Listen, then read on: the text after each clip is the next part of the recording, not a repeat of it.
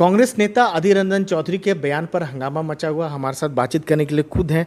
Sir, क्या कह दिया राष्ट्रपति को लेकर, कितना हंगामा पसरा हुआ है? देखिए, सबसे पहले तो मैं ये कहूँगा कि बीजेपी पार्टी एक राय को पहाड़ बनाना चाहते हैं। सदन के अंदर कामकाज ठप पड़े हैं, महंगाई पे हम लोग चर्चा करते हैं, आंदोलन करते हैं, बेरोजगारी के मुद्दे पे आंदोलन करते हैं, सदन के अंदर सदन की बाहर, अग्निपथ को लेकर हम सदन में चर्चा चाहते हैं, और ईडी सीबीआई की दुरुपयोग करने के लिए भी हम सदन में चर्चा चाहते हैं। और लगातार सदन में ये मांग करते करते हमें लगा कि चलो एक बार राष्ट्रपति, हिंदुस्तान के राष्ट्रपति जी की घर तक जाने का कोशिश करेंगे। कम से कम राष्ट्रपति जी हमारे सदन की सर्वोच्च है, देश की सर्वोच्च है, हेड ऑफ द स्टेट, और हमारे जो पार्लियामेंट है इनके भी सर्वोच्च होते हैं, चाहे लोकसभा हो चाहे राज्यसभा हो। उनकी बुलावे पर हम लोग यहाँ आते हैं। ये जो राष्ट्रपति जी की बुलावे पर हम लोग यहाँ आते हैं, तो हम लोग मार्च करने का कोशिश किया, विजय चौक तो गई, और उसके बाद हमें हिरासत में ले गया। ठीक है, तो उस समय जब मैदान पर हम लोग बैठे बैठे आंदोलन कर रहे थे, किसी पत्रकारों ने पूछा कि कहाँ जाना चाहते हैं। मैंने कहा राष्ट्रपति जी के घर जाना चाहते हैं, राष्ट्रपति से मिलना चाहते हैं, बात रखने की कोशिश करेंगे, हमारे राष्ट्रपत्नी है। मतलब ये अचानक निकल चुके, एक चूक हो गई।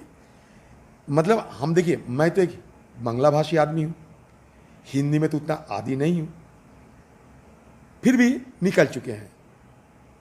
लेकिन कभी हमारे इरादे में कोई खोट नहीं थी, कभी नहीं रहेगी, कभी है, क्योंकि वो सर्वोच्च पद पे है हिंदुस्तान। लेकिन हमारे देश में आज सदन में हम लोग क्या देखा, इसके खिलाफत करते हुए बीजेपी पार्टी मेरी खिलाफ आरोप लगाता है। बीजेपी पार्टी की बड़े बीजेपी के लोग का ये कहना है कि आपने जानबूझकर ऐसा किया। एक ट्राइबल महिला सर्वोच्च पद पर पहुंची हुई है, जानबूझकर अपमान किया। महिला होते हैं और राष्ट्रपति राष्ट्रपति होते हैं, चाहे वो ब्राह्मण हो, चाहे वो ट्राइबल हो, चाहे वो हिंदू हो, चाहे वो मुस्लिम हो, चाहे क्रिश्चियन हो।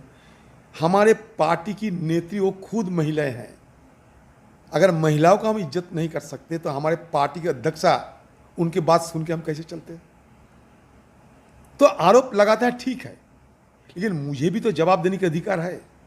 सदन के अंदर एक तरफा मेरे खिलाफ आरोप थोपा गया, स्पीकर साहब से मैं दरखास्त की, मुझे जवाब देने का मौका दिया जाए। स्पीकर साहब ने इजाज़त भी दिए थे, लेकिन हमें बोलने का मौका नहीं दिए जा रहे हैं। तो सत्तापक्ष खुद सदन को ठप करना चाहते हैं। जो वित्त मंत्री के अब तक दर्शन नहीं मिल रही थी, वो आज आके आंदोलन में शामिल हो चुके हैं। और एक मंत्री गोवा में क्या क्या बदला लेने के लिए वो भी शुरू कर दिया सदन के अंदर। तो बात यह है कि मैं एक बार नहीं 100 बार कह चुके हैं कि एक चूक हो गई। अगर चूक हुई तो क्या करें? गलती इंसान को हो सकता है। मैं बंगाली हूँ, मैं हिंदी भाषी नहीं हूँ, हिंदी भाषा मेरा भाषा नहीं, मातृभाषा नहीं है, हिंदी में मैं आदी नहीं हूँ। अगर इसके बाद भी इसके बावजूद अगर हमारे महामहिम राष्ट्रपति जी की बुरा लगे तो मैं जाके खुद उनसे मिलूंगा और उनसे हम बात करके हम समझाने की कोशिश करूंगा कि मैं किसी सर्वोच्च पद पर आसीन हमारे हिंदुस्तान की राष्ट्रपति जी, उसको हम कभी असम्मान करना नहीं सीखे हैं, नहीं जानते हैं, जिंदगी में करूंगा भी नहीं। लेकिन वो कह रहे हैं कि आप माफी मांगे, सोनिया गांधी माफी मांगे पूरे देश से। मान लीजिए मैं कोई गलती की है, मैं कोई अन्याय की है, कोई अपराध किए हैं, तो इसके लिए क्या दूसरे को आप सजा दोगे? अगर मैं कोई खून किए हैं, खून के कोई मुजरिम हो, तो सूली पे क्या दूसरे को चढ़ाओगे? तो बीजेपी की यही रणनीति है क्या? अरे मोदी जी, बीजेपी पार्टी को मैं कहना चाहता हूं, मोदी जी आप ये सदन के अंदर रेणुका चौधरी को किस भाषा इस्तेमाल किए थे उनके खिलाफ? मोदी जी आप हिंदुस्तान में बंगाल के मुख्यमंत्री जी के भी खिलाफ क्या क्या भाषा इस्तेमाल किए थे, याद कराओ। आप शशि थरूर जी की पत्नी को भी किस तरीके की भाषा इस्तेमाल किया था? बीजेपी पार्टी के नेता, ये भी थोड़ा ध्यान करो। हम चूक हुई है, भाषा की उच्चारण में चूक है, ग्रामेटिकल एरर हो सकते हैं। मैं हिंदी भाषी नहीं हूं, मैं बंगाली हूं। इसका मतलब यह नहीं मैं किसी को जानबूझकर किसी को छोटा करने का कोशिश किया। बदले में बीजेपी पार्टी खुद अपने नीचता दिखाते हैं। बीजेपी पार्टी खुद अपने जो मन की जो नीचता वो दिखा रहे हैं सदन के अंदर। इस तरीके की सरकार की तरफ से सदन ठप किया जा रहे हैं। लेकिन दादा, क्या इन लोगों से तो माफी आप मांगेंगे क्या? इन लोगों से माफी मांगने का सवाल क्या? ये लोग कौन है? मैं सदन की बाहर कुछ कहे हैं, इन लोगों से क्या माफी मांगे? ये कौन है? मैं चूक किया है कि क्या किया है सदन के अंदर? मुझे बात रखने का तो मौका दिया करो। अगर मैं अपना बात सही ढंग से ना रख पाते हैं तो स्पीकर साहब जो मर्जी कर लेंगे।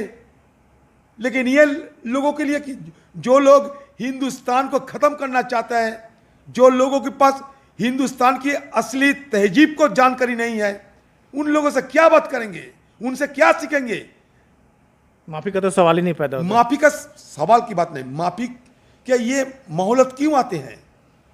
मैं तो चूक हुआ मेरा भाषा के इस्तेमाल में। नहीं, लेकिन जितने सारे बीजेपी के नेता हैं, महिला नेता हैं, अभी निर्मला सीतारमण, पीयूष गोयल, सब कोई कह रहे कि नहीं आपको माफी मांगना क्यों माफी चाहिए, देश से मांगेंगे? माफी मांगनी माफी चाहिए। क्यों मांगेंगे? कोई भाषा के चूक हुई है इसके लिए माफी मांगने कोई सवाल ही नहीं है। अगर कोई माफी मांगना जरूरी है, मैं राष्ट्रपति जी, महामहिम राष्ट्रपति से मिलके अगर उनको बुरा लगे मेरे बात सुनने का बाद, तो जरूर मैं माफी मांगूंगा वो हमारे महामहिम राष्ट्रपति जी से, क्योंकि वो हमारे देश की सर्वोच्च पद पर है। अब मेरा बात सुनने के बाद अगर महामहिम राष्ट्रपति जी की ये लगे कि मैं कोई गलती किया है, मुझे माफी मांगना चाहिए, एक बार नहीं 100 बार माफी मांगूंगा वो महामहिम राष्ट्रपति जी से, अगर उनको मेरी बात पे कोई चोट पहुंची तो। ये थे अधीर रंजन चौधरी, जिनका ये कहना है कि अगर मैं माफी मांगूंगा तो राष्ट्रपति से मांगूंगा, बीजेपी के नेताओं से नहीं। नई दिल्ली में राजीव रंजन, एनडीटीवी इंडिया।